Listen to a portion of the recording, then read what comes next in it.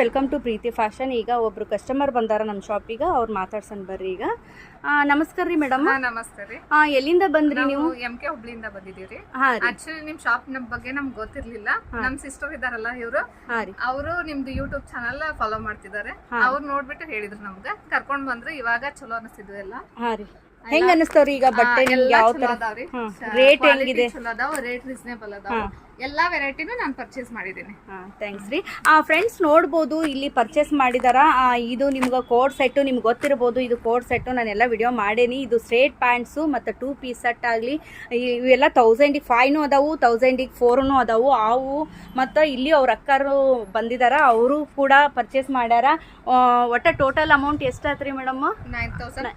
9000 plus ಆಗೈತಲ್ರಿ. 9000 plus. First time ಅಲ್ರಿ madam ನೀವು? ನಾನು ಆನ್ಲೈನ್ ಒಳಗೆ ಶಾಪಿಂಗ್ ಮಾಡ್ತಾ ಇದ್ದೆ. ಇವಾಗ ಶಾಪಿಂಗ್ ವಿಸಿಟ್ ಮಾಡಿದ್ ಫಸ್ಟ್ ಟೈಮ್ ವಿಸಿಟ್ ಮಾಡಿ ಒಮ್ಮೆ 9000 ಪ್ಲಸ್ ಮಾಡಿದಾರ. ಹೆಂಗ ಅನಿಸ್ತೀವಿ? ಮತ್ತೆ ಬರುವಂಗಿದೆ. ಥ್ಯಾಂಕ್ಸ್ ರೀ. ಎಲ್ಲಾ ಚಲೋ ಆಗೈತ್ರಿ. ವೆರೈಟಿ ಜಾಸ್ತಿ ಅದಾವು, ಬಂದು ಎಲ್ಲಾರು ಪರ್ಚೇಸ್ ಮಾಡ್ಕೋಬಹುದು. ಎಲ್ಲಾ ರೀಸನೇಬಲ್ ರೇಟ್. ಒಮ್ಮೆ ವಿಸಿಟ್ ಮಾಡ್ರಿ, ನೆಕ್ಸ್ಟ್ ಟೈಮ್ ಇಂದ ಇಲ್ಲೇ ಬರ್ತೀರಿ. ಥ್ಯಾಂಕ್ ಯು ರೀ ಮೇಡಮ್. ನೋಡ್ರಿ ಎಷ್ಟೊಂದು ಪರ್ಚೇಸ್ ಮಾಡಿದಾರ. ನೋಡಿದ್ರಲ್ಲ ಫ್ರೆಂಡ್ಸ್, ಅವರು ಮತ್ತೊಮ್ಮೆ ಬರ್ತಾರ ಅಂತ ಹೇಳಕತ್ತಾರ.